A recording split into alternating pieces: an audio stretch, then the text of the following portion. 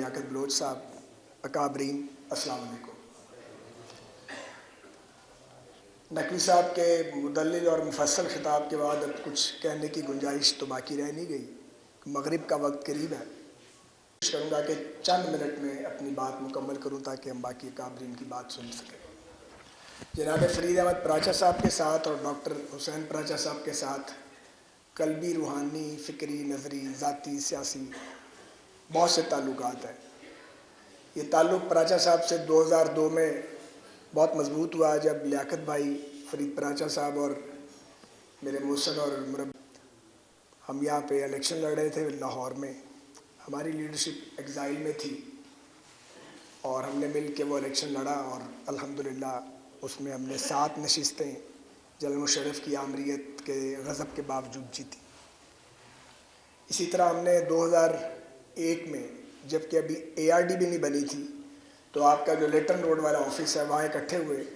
PMLN، Jamaat Islami اور Peoples party والے ہم اکٹھے، انصاری صاحب کو سارا یاد ہے، میاں مقصود صاحب بھی اس کے پریوی ہیں، تو وہاں ہم نے اپنا ایک یونائٹڈ فرنٹ بنایا اور حافظ سلمان بٹ صاحب مرحوم و مغفور کو ضلع نظامت کے لیے، حالانکہ وہ اس کے لیے امیدوار نہیں تھے، ان کو آگے کیا کیونکہ ان کے علاوہ کوئی مرد آن موجود ہی نہیں تھا جو وہ بوجھ اٹھا سکتا، نہ میری جماعت میں نہ پیپلز پارٹی میں۔ تو ان کو نظامت کا الیکشن لڑایا، ہم ساتھ سب ملے اور اس دور میں ہم نے اس دور کے عامر جو تھے ان کو ایک بار ان کے ایوانوں میں زلزلہ آ گیا تھا، تو سارے عمل میں بھی برادرم فرید احمد پراچا صاحب کی رہنمائی ہمیں حاصل رہی ہے۔ یہ بڑے مشکل کام میں پراچا صاحب نے ڈال دیا ہے۔ میں ایک سیاسی کارکن ہوں، سیاست پہ تو بات کر سکتا ہوں، اب نتیجہ یہ نکلا کہ مجھے پہلے کل رات کتاب پڑھنی پڑی، پھر فجر کے بعد دوبارہ میں نے 1.5 گھنٹہ لگایا، تو 3-3.5 گھنٹے میں کتاب کے اوپر لگا چکا ہوں اور مزید وقت نہیں تھا اور میں آپ کے پاس حاضر ہو گیا ہوں۔ تو 7 چیپٹر ہیں اس کے، لیکن اس میں جو موسٹ امپورٹنٹ ہے وہ ایک تو اس کا جو حاصل کلام ہے جس پہ یہ اس کا نتیجہ جو ہے انہوں نے اخذ کیا ہے، اور باب پنجم جو ہے اس کا وہ بہت امپورٹنٹ ہے جس میں حضرت سید ابوالعلا مودودی رحمۃ اللہ علیہ کے سیاسی افکار کو موجودہ دور کے سیاسی افکار سے کمپیئر کیا گیا ہے۔ اس میں کوئی شک نہیں ہے کہ سید ابوالعلا مودودی مفسر بھی تھے، مجتہد بھی تھے، وہ بہت بڑے منتظم بھی تھے اور بہت بڑے مفکر بھی تھے، اور انہوں نے بیک وقت قلم سے بھی جہاد کیا اور جہاد بالسیف بھی کیا۔ انہوں نے برے صغیر کے طول و عرض میں انہوں نے ایک فکر کو، دین اسلام کی فکر کو جو فرقہ واریت سے پاک تھی اس کو اجاگر کیا، اور پھر انہوں نے اسلام کو اس کی اصل حالت میں جو ایک مکمل ضابطہ حیات پیش کیا، اور اس کے ساتھ ہی ساتھ اس کتاب میں جو اس کا موضوع ہے کہ کیسے ایک اسلامی حکومت کام کرے، ایک اسلامی ریاست کیسی ہو، اس میں شورائی نظام کیا ہو، اس میں امیدوار کی اہلیت کیا ہو، اس پر بھی بحث کی ہے اور اس کے بھی راستوں کا تعین کیا ہے۔ چونکہ وقت بہت کم ہے اور اس کی بڑی تفصیل میں جایا جا سکتا ہے، تو میں بالکل سٹریٹ 2-4 پوائنٹس پہ بات کرتا ہوں۔ میں خود، مجھے 7 بار تقریباً اسمبلیوں کا ممبر بننے کا موقع ملا ہے، اور میں آپ کو اپنا ذاتی تجربہ بتانا چاہتا ہوں کہ جب آپ ووٹ مانگنے جاتے ہیں اور اپنی تعریف کرتے ہیں تو شرم آتی ہے اپنے آپ سے کہ یہ ہم کر کیا رہے ہیں، اپنے آپ کو خود ہی پیش کر رہے ہیں۔ تو میں اس مرحلے سے بار بار گزرا ہوں اور بڑی سخت ندامت ہوتی ہے جب آپ کو اپنے مخالف پہ تنقید کرنی پڑتی ہے اور وہ موجود نہیں ہوتا، یا تو وہ موجود ہو تو وہ اپنا دفاع کرے، اور آپ اپنی اور اپنی پارٹی کی تعریفیں کر رہے ہوتے ہیں، بعض اوقات سچ بولتے ہیں، بعض اوقات جھوٹ بولتے ہیں، تو جہاں جھوٹ آ جاتا ہے وہاں کام سارا خراب ہو جاتا ہے اور حلال کام بھی حرام ہو جاتا ہے۔ تو یہ اس ملک میں عمل بڑے عرصے سے جاری ہے۔ دوسرے، میں یہ سوچتا ہوں کہ یہ جو مغربی جمہوریت کا ماڈل ہمیں بنا کے دیا گیا ہے، کیا کہ یہ پاکستان میں کوئی انڈیجنس ماڈل بن سکتا ہے یا نہیں بن سکتا ہے، کیونکہ یہ تو سرمایہ دارانہ جمہوریت ہے، تو اور اس میں تو سب کا ووٹ برابر ہے، ایک تعلیم یافتہ کا، ایک صاحب کردار کا اور ایک فاسق و فاجر کا، سب کا ووٹ برابر ہے۔ یہ سوالات ہیں جن کے جوابات جو ہیں وہ ملتے نہیں ہیں، لیکن جب آپ حضرت سید مولانا مودودی رحمۃ اللہ کے افکار کا گہرائی میں جا کے اس کی عمیق گہرائی میں مطالعہ کریں تو آپ کو بہت سے سوالات کے جواب ملتے ہیں۔ لیکن اب مسئلہ یہ ہے کہ تقریباً 5 دہائیاں اوپر ہو گئی ہیں اور دنیا میں سیاست کا چلن بدل گیا ہے، تو میں بڑے عاجزی کے ساتھ امیر محترم کی خدمت میں مجھے کہنا چاہیے یا نہیں، لیکن جب بات آتی ہے میں کہے بغیر رہ نہیں سکتا،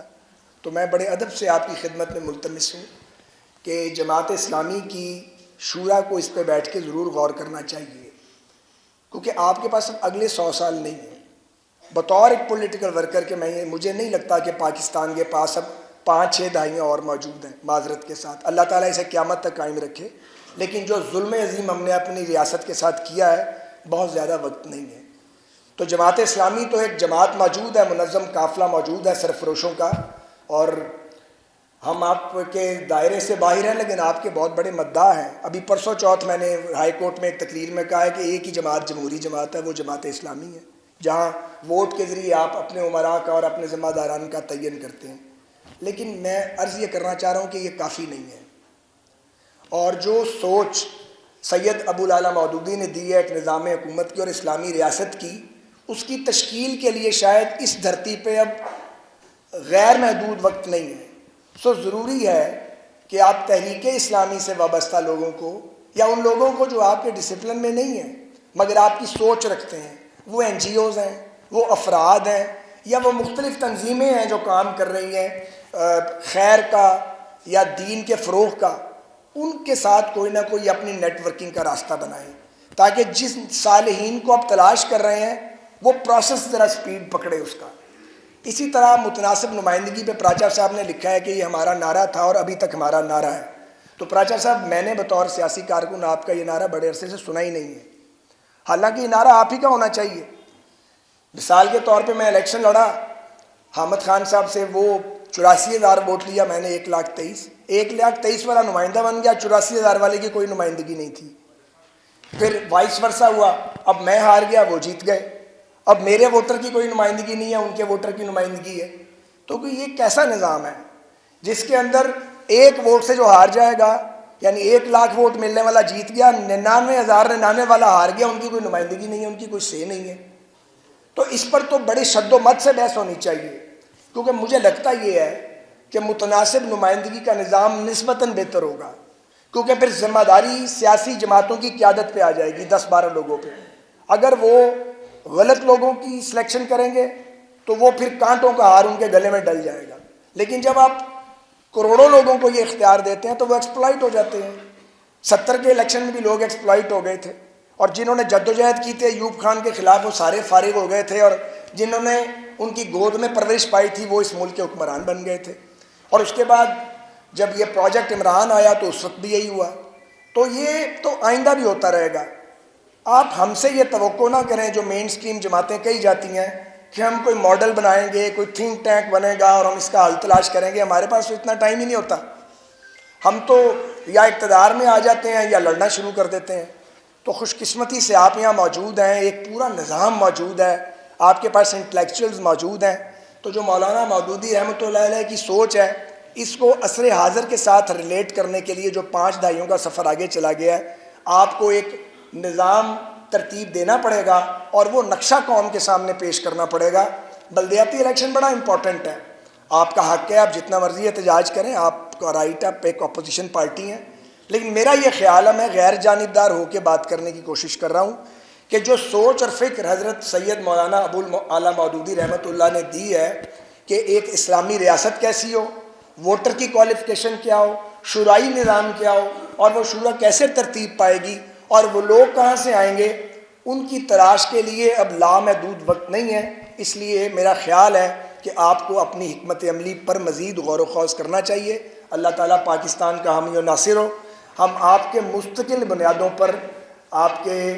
آپ سہولت کار بھی کہہ سکتے ہیں، ذرا لفظ تھوڑا سا بدنام ہے، ہم آپ کے حامی ہیں، آپ کے متاثرین میں شامل ہیں، ہم آپ کے پولیٹیکل ڈسپلن میں نہیں ہیں، لیکن ہماری دعا ہے اور ہماری خواہش ہے کہ آپ کو کامیابی ملے، اور بنگلہ دیش میں